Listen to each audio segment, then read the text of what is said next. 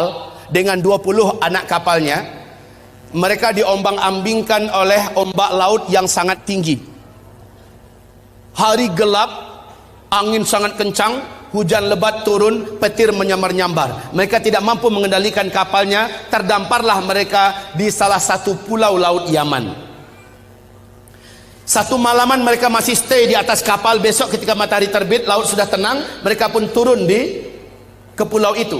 Kemudian mereka masuk ke dalam pulau, berjumpa dengan seekor binatang, yang binatang tersebut tinggi dan besar, berkaki 4. Bulunya lebat hitam.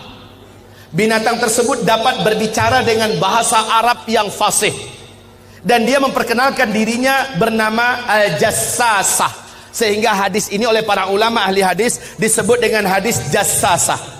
Binatang ini, ibarat yang kami muliakan, memperkenalkan diri. Apa kata Tamim Ad-Dari? Kami ketakutan, kami sangka ini adalah setan wanita yang berwujud binatang ini. Kami takut mau dicelakakannya. Hampir kami lari. Kami dicegat oleh binatang itu. Jangan kalian takut, saya tidak akan mencelakakan kalian. Apakah kalian datang dari Arab? Kami menjawab, iya. Sudah lama saya menanti kedatangan ada yang datang dari Arab.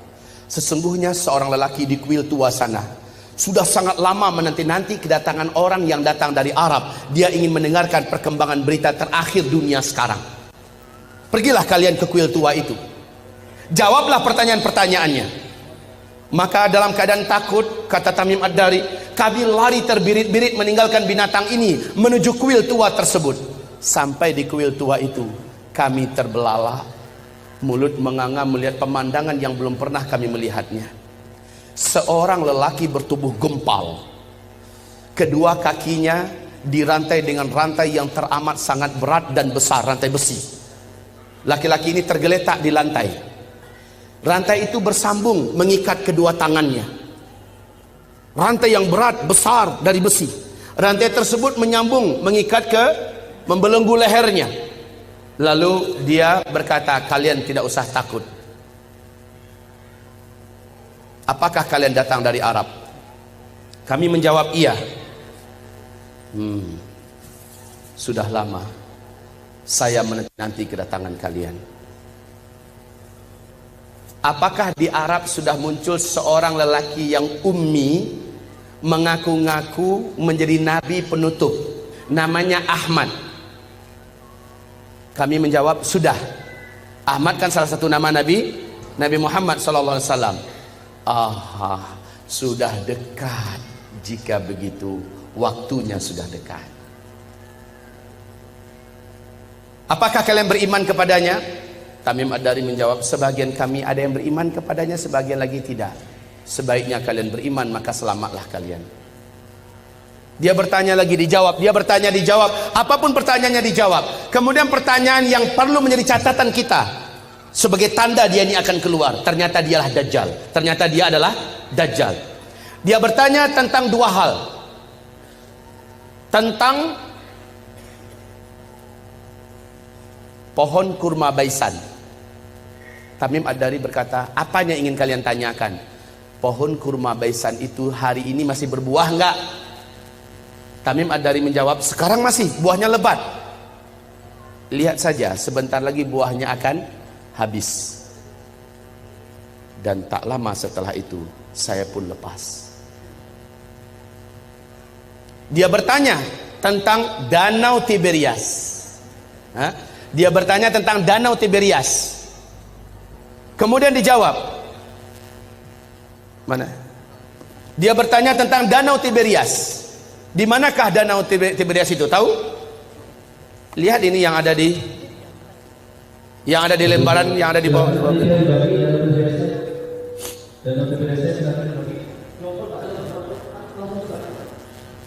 Ini ambil satu yang berwarna Pak, cepat.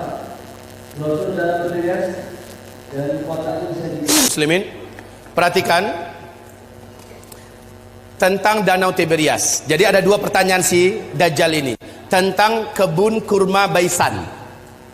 Yang kedua tentang Danau Tiberias. Laki-laki ini berkata, apabila buah kurma di kebun kurma Baisan sudah tidak berbuah, awas, saat itu saya sudah saatnya untuk lepas. Ibu tahu nggak, Bu, di mana kebun kurma Baisan itu?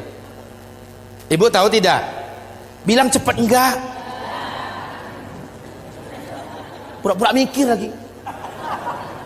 Bilang enggak selesai. Ya Pak, kebun kurma Baisan letaknya di negeri Syam. Kalau sekarang ini perbatasan antara Yordania dengan Palestina. Ketahuilah oleh Bapak Ibu semuanya dan bacalah la haula wala quwata illa billah. Bacalah inna lillahi wa inna ilaihi raji'un. Sudah beberapa tahun belakangan ini kebun kurma Baisan sudah tidak berbuah 100%. Batang-batangnya pun cenderung kepada mati dan lapuk. Ini yang pertama. Yang kedua, laki-laki yang terikat ini yang ternyata adalah Dajjal. Dia bertanya tentang danau Tiberias. Lalu Tamim Ad-Dari berkata, apanya yang kau ingin tanyakan? Airnya, masih ada air nggak sekarang? Maka dijawab oleh Tamim, airnya banyak. Dan memang danau Tiberias ini sejak terbentang bumi tidak pernah airnya susut. Airnya full, maksimal. Lalu apa kata laki-laki yang terikat itu? Dajjal ini, nanti kalau airnya sudah menyusut, tinggal sedikit, saatnya saya akan mengelilingi seluruh dunia, saya akan masuk seluruh kota-kota, saya akan kuasai manusia. Untuk Bapak Ibu ketahui seluruhnya, sejak tahun 2003 terjadi penyusutan. Lalu 2004 pemerintah Israel secara resmi membuat garis merah. Ternyata, perhatikan ini, perhatikan. Ini apa? Bagus, jawabannya jujur. Ini garis. Kalau dia bilang ini danau, terlalu.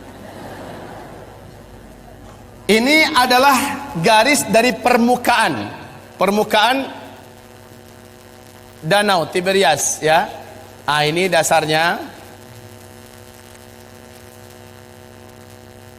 Kaum muslimin, sejak 2003 sampai 2013, sejak 2003 sampai 2013, danau ini telah mengalami penyusutan yang sangat signifikan. Padahal kedalaman danau ini hanya 45 meter saja.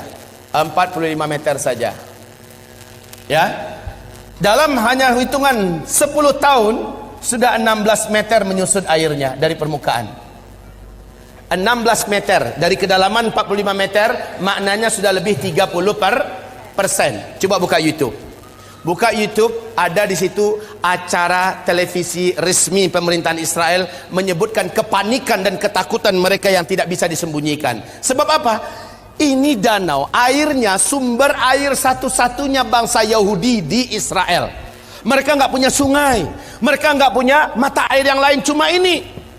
Di sini untuk air minum, air cocok tanam, air mandi, segala-galanya dari sini sumbernya.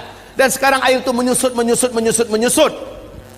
Kaum muslimin yang kami muliakan, 16 meter. Sudah seperti ini posisinya.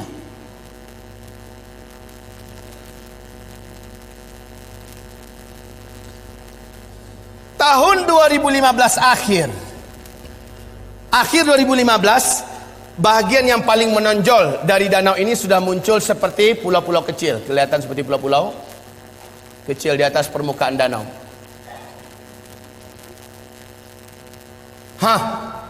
Kondisinya sekarang semakin menyusut.